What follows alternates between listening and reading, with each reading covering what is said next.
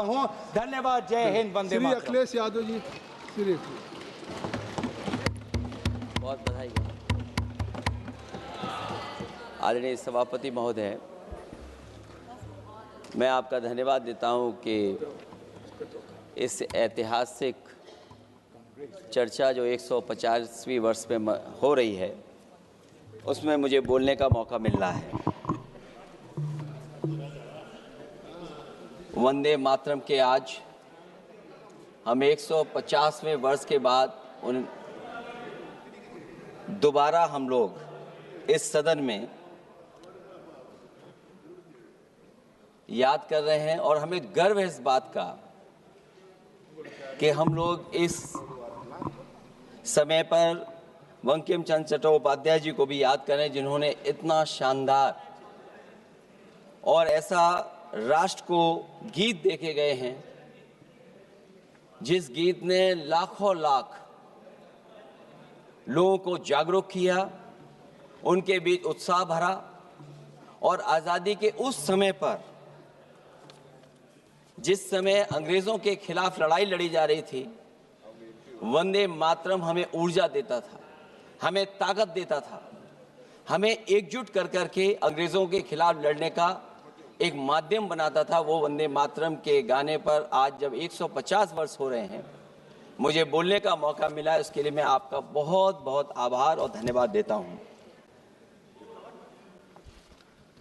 ये वंदे मातरम जिस तरह के हमारे पूर्व में कांग्रेस पार्टी के नेता गौरव गोगोई ने जो बात रखी, उस भावना से जोड़ता हुआ और वंदे मातरम की भावना से जुड़ता हुआ, जिस समय कलकत्ता के कांग्रेस के अधिवेशन में रविन्द्रनाथ टैगोर जी ने गाना गाया, गीत गाया, उसके बाद लोकप्रियता इसकी आम लोगों के बीच पहुंच गई। और जब कभी भी लोगों को अंग्रेजों के खिलाफ लड़ना होता था तो यही वंदे मातरम का नारा दे करके लोगों को जोड़ने का काम करते थे। हमारा कोई भी आंदोलन रहा हो, स्वदेशी आंदोलन रहा हो, उसमें भी हम लोग इसी नारे के साथ चले। वंदे मातरम को लेकर के हम लोग इतना देश को एकजुट कर दिए कि अंग्रेज घबराने लगे। और जब अंग्रेज घबराने लगे तो जहां कहीं भी वो देखते थे कि नारा लग रहा है, वहां पर देशद्रोही का कानून लगाकर लोगों को जेल भेज देते। ये भी इतिहास है कि जिस समय बंगाल में बच्चों ने गाना गाया, इस गीत को अपने क्लासरूम में गाया, उस समय भी अंग्रेजों ने उनके खिलाफ मुकदमा लगा के उन्हें जेल भेजने का काम किया। ये वंदे मातरम अंग्रेजों ने बैन भी कर दिया। 1905 से लेकर के 1908 तक बैन कर दिया गया। और बैन के बाद भी लोग माने नहीं, हमारे क्रांतिकारी लोग माने नहीं, और वंदे मातरम को हमेशा उन्होंने अपने दिल और दिमाग में रखा और जनता के बीच में इस आंदोलन को आगे बढ़ाते रहे। सभापति महोदय, जो हमारे सत्ता पक्ष के लोग हैं वो हर चीज को ओन करना चाहते हैं। ये 150वें वर्ष में जब हम वंदे मातरम याद कर रहे हैं, बंकिम चंद्र चट्टोपाध्याय जी को हम याद कर रहे हैं कि उन्होंने इतना महान गीत हमें दिया है। सत्ता पक्ष के लोग समय समय पर हमें देखने को मिलता है कि जो महापुरुष उनके नहीं हैं या जो चीज उनकी अच्छी नहीं है, उनको वो ओन करना चाहते हैं।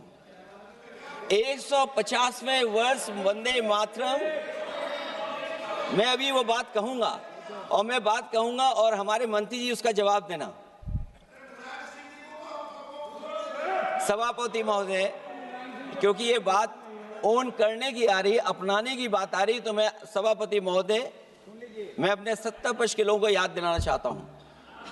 सत्ता पक्ष के लोगों की जो पार्टी आज है, भारतीय जनता पार्टी, जिस समय गठन हो रहा था, हमारे मुंबई और महाराष्ट्र के लोग जानते होंगे कि जिस समय गठन की चर्चा थी, उस समय आपके जो अध्यक्ष चुने गए थे उनको जो भाषण देना है उस पर भी बहस चल रही थी, और बहस इस बात की थी कि भारतीय जनता पार्टी सेकुलर रास्ते पे जाएगी, सोशलिस्ट रास्ते पे जाएगी कि नहीं जाएगी। तमाम विरोध के बाद भी उस समय के उनके राष्ट्रीय अध्यक्ष जो चुने गए थे, उन्होंने वही रास्ता अपनाया अपने भाषण में। समाजवादी आंदोलन, समाजवादी विचारधारा और सेकुलर रास्ता अपनाया। और वही नहीं, जो उनका मंच था उसमें जयप्रकाश जी की तस्वीर लगा करके भी उन्होंने लोगों को ये भ्रम फैलाने की कोशिश की कि जेपी के रास्ते पर भारतीय जनता पार्टी चलेगी। बताएं माननीय मंत्री जी, आप कितने सेकुलर हैं आज, कितने सोशलिस्ट हैं आज? अभी गौरव गोगोई जी ने ठीक कहा, इंडिगो का हवाई जहाज उड़ नहीं रहे हैं, उड़ नहीं रहे कि उड़ाए नहीं जा रहे हैं? उड़ाए नहीं जा रहे। और क्या बात कही गई थी कि गरीब भी उसमें चल सकेगा। इसलिए सभापति महोदय, मैं बात दूसरी तरफ नहीं ले जाना चाहता हूं। वंदे मातरम सिर्फ गाने के लिए नहीं है, निभाने के लिए भी होना चाहिए। सभापति महोदय, आज हम आकलन करें, पीछे मुड़ करके देखें कि हम इस वंदे मातरम को कितना निभा रहे हैं। जिस वंदे मातरम ने आजादी के आंदोलन में सबको जोड़ा, आज के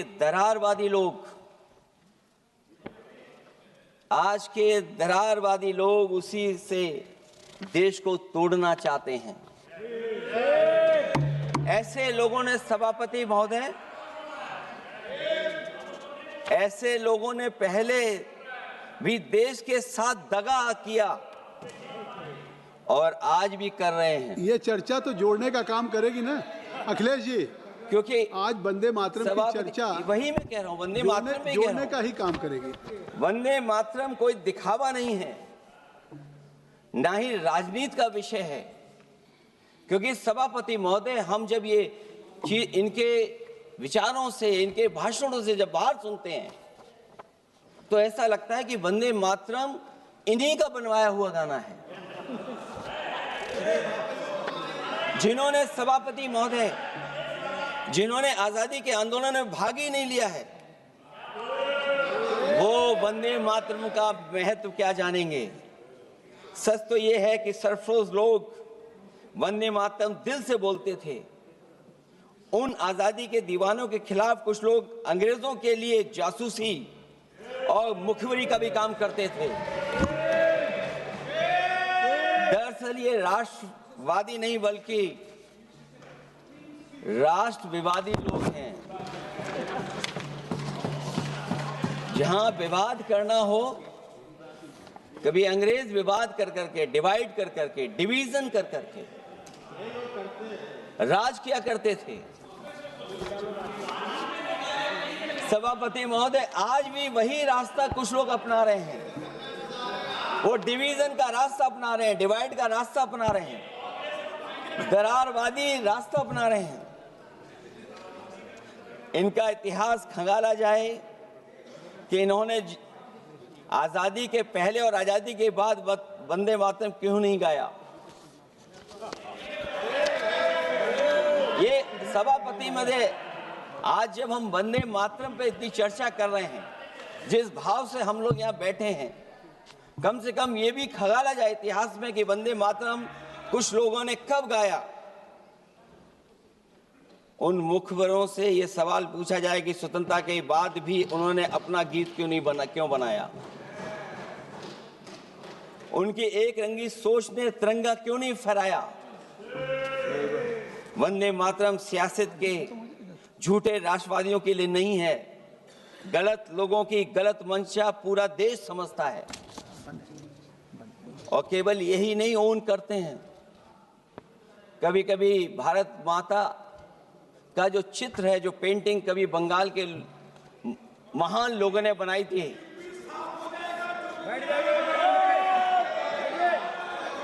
सभापति महोदय इनको देख लीजिए और फिर बैठ जाओ। सभापति महोदय, राजभर जी आप बैठिए, आपके नेता बोल रहे हैं। सभापति महोदय, आपके वंदे नेता बोल रहे हैं, आप मातरम का बैठिए ना। भाव ये भी था कि कम्युनल पॉलिटिक्स नहीं चलेगी और कम से कम हमारे उत्तर प्रदेश के साथियों ने कम्युनल पॉलिटिक्स को अंत किया है वहां पर जहां से कभी इन्होंने शुरू की थी। राजभर जी और आप बैठिए, सभापति महोदय, वंदे मातरम बैठिए। एक भाव के रूप में हमारे अंदर बसा है। चाहे उसके शब्द ना याद हो, चाहे अर्थ ना मालूम हो, चाहे पूरा याद ना हो, उस सच्चे भारतीय के अंदर देश प्रेम की भावना जगाने के लिए इसके दो शब्द ही काफी हैं।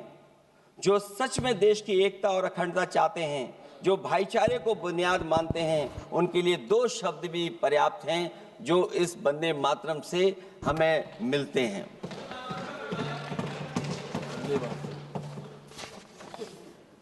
दूसरा किस्सा सुना दो अध्यक्ष महोदय।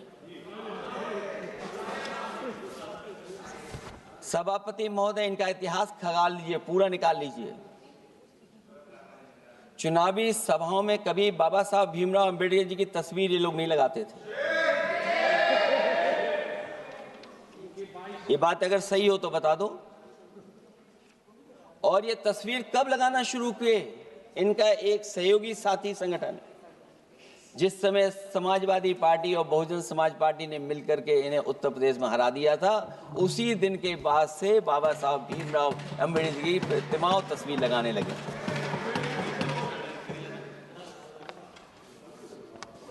इसलिए सभापति महोदय, ये वंदे मातरम केवल गीत नहीं है। गीत के साथ साथ आज हमें ऊर्जा भी देता है।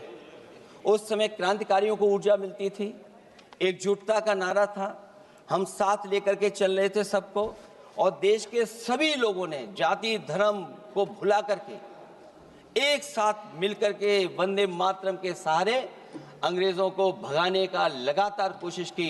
और अंततः परिणाम ये हुआ कि जब देश जागा, वंदे मातरम के साथ साथ जय हिंद का नारा, इंकलाब जिंदाबाद का नारा लगा करके अंग्रेजों को इस देश से भगाने का काम किया।